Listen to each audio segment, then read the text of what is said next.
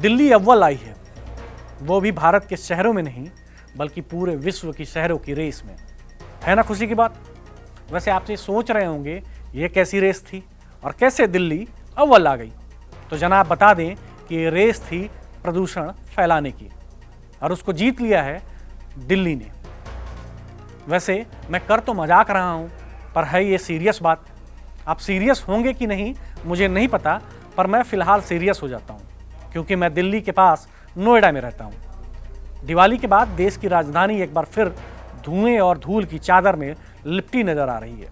इस बीच स्विट्जरलैंड की air quality firm IQ air की ताज़ा रिपोर्ट में दिल्ली को दुनिया के सबसे प्रदूषित शहर का दर्जा दिया गया है। दिल्ली के अलावा भारत के 2 और शहर मुंबई और कोलकाता भी इस लिस्ट में टॉप 10 में शामिल हैं।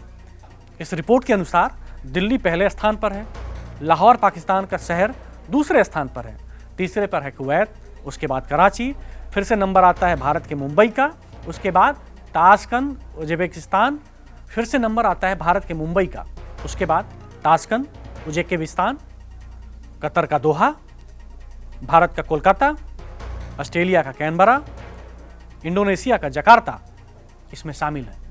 केंद्रीय प्रदूषण नियंत्रण बोर्ड यानी कि CPCB के आंकड़ों के मुताबिक मंगलवार सुबह 8 बजे दिल्ली का समग्र एयर क्वालिटी यानी कि AQI 350 दर्ज किया गया, जो बहुत खराब की श्रेणी में आता है। हालांकि कुछ इलाकों में स्थिति इससे भी बदतर रही। बवाना, जहांगीरपुरी, वाजिरपुर, अलीपुर और बुरारी क्रॉसिंग जैसे इलाकों में AQI 401 से ऊपर चला गया, जो गंभीर श्रेणी में आता है। अब सोचिए कि जिन वादों के साथ बीजेपी ने दिल्ली में सरकार बनाया, उन वादों में प्रदूषण टॉप में था, लेकिन क्या हुआ? वही ढाक के 3 पात। CM रेखा के सारे इंतजामात धरे के धरे रह गए। यहां तक कि सुप्रीम कोर्ट की गाइडलाइन भी तोड़ दी गई। सुप्रीम कोर्ट ने दिवाली से पहले दिल्ली NCR में केवल ग्रीन क्रैकर्स की अनुमति दी थी और उनके फोड़ने के समय पर सख्त दिशा निर्देश जारी किए थे। कोर्ट ने कहा था कि पटाखे सिर्फ 18 से 21 अक्टूबर के बीच और शाम 6 से 7 बजे और रात 8 से 10 बजे के बीच ही जलाए जा सकते हैं। लेकिन जमीनी हकीकत कुछ और रही। कई इलाकों में लोगों ने देर रात तक पटाखे जलाए, जिससे हवा की गुणवत्ता अचानक गिर गई और धुएं की मोटी परत शहर पर पूरे तरीके से छा गई। है ना खुश होने वाली बात। वैसे आम आदमी पार्टी इस मुद्दे पर बीजेपी को घेर कर सवाल कर रही है और पूछ रही है कि क्या हुआ आपके आर्टिफिशियल रेन का? दिल्ली में किन जगहों पर कराई है आपने आर्टिफिशियल रेन? आप भी सुनिए क्या कहा आम आदमी पार्टी के सौरभ भारद्वाज ने। झूठ बोलती है। सरकार ने कहा कि हम दिवाली के बाद आर्टिफिशियल रेन करा के सादा प्रदूषण ठीक कर देंगे। क्या हुई आर्टिफिशियल रेन? नहीं हुई।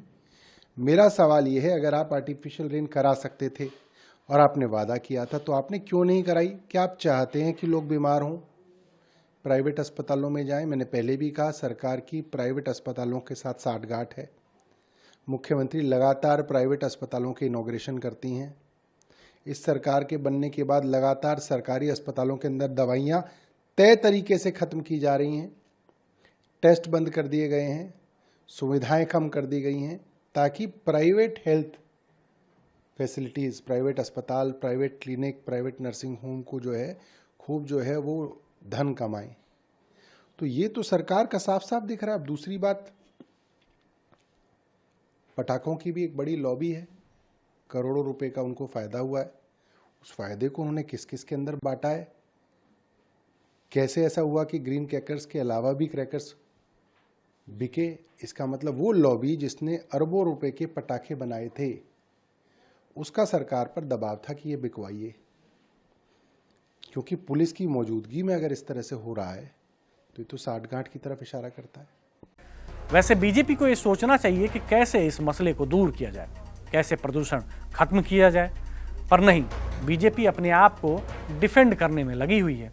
देखिए, हमने देखा है कि पिछले सालों में जब दिल्ली में आम आदमी पार्टी का शासन था तो इन्हीं दिनों में AQI 600 को पार करता था।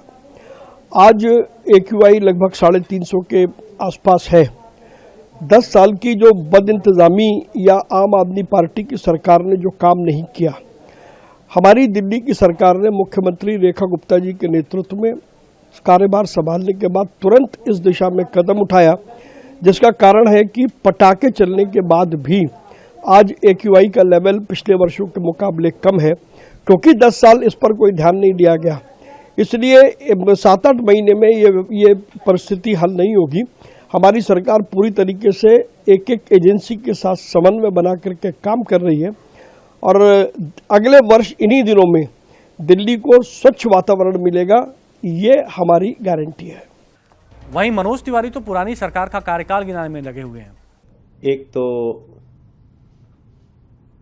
इन लोगों को, आम आदमी पार्टी वालों को थोड़ी भी शर्म नहीं आती है कि अभी अभी तो इनका 11 साल का कार्यकाल समाप्त हुआ है और हम बार बार कह रहे हैं कि हमें दिल्ली को उस परिस्थिति में लाने में जहां सबको बिल्कुल सांसों के अनुकूल, अपने स्वास्थ्य के अनुकूल दिल्ली हो, इसमें हमें 2 से 2.5 साल लगेगा। उसके बाद भी वही लोग जिन लोगों ने दिल्ली को इतना पोल्यूटेड किया, वो जब बोलते हैं तो मुझे बहुत हंसी आती है। रही बात वर्तमान में पूरे ग्रीन पटाखों के साथ दिवाली मनी, दिल्ली के गली गली में लोगों में खुशहाली है और उस खुशहाली के बाद भी जो AQI पहले सितंबर में ही हो जाती थी डेंजरस, वो अभी अक्टूबर के दिवाली के दूसरे दिन भी वो नहीं है, उससे बहुत नीचे है। और इसको भी अभी तो आज दिवाली के दूसरे दिन निश्चित रूप से जो लोग थोड़े ग्रीन पटाखे जलाए होंगे उसका असर आज दोपहर तक रहेगा, लेकिन कुल मिलाकर के हम इसको बहुत नियंत्रण में रखे हैं और भी जो टेक्नोलॉजी के अनुसार तैयारियां हैं उसके लिए सरकार तैयार है और हम दिल्ली को अनुकूल बना के ही रखेंगे, ये हमारा दृढ़ विश्वास है। वैसे दिल्ली में दिवाली के बाद फिर से हवा की गुणवत्ता ने खतरनाक स्तर पर पहुंचकर चिंता बढ़ा दी है। पर्यावरण विशेषज्ञों ने चेतावनी दी है कि यदि समय रहते सख्त कदम नहीं उठाए गए तो सर्दियों के महीनों में प्रदूषण और भी ज्यादा बढ़ सकता है। डॉक्टरों का कहना है कि बहुत खराब और गंभीर श्रेणी की हवा में लगातार रहने से फेफड़े, दिल और आंखों को गंभीर नुकसान हो सकता है, खासकर बच्चों और बुजुर्गों के लिए। इस गंभीर स्थिति को देखते हुए दिल्ली सरकार और प्रदूषण नियंत्रण एजेंसियां अब आपातकालीन उपायों पर विचार कर रही हैं। इन उपायों में स्कूलों को बंद करना, निर्माण कार्यों पर रोक लगाना और वाहनों की आवाजाही को सीमित करना शामिल हो सकता है। दिवाली के दौरान जलाए गए पटाखों ने एक बार फिर सवाल खड़ा कर दिया है कि क्या हरित पटाखों और कड़े नियमों के बावजूद दिल्ली को कभी सांस लेने का असली अधिकार मिल पाएगा।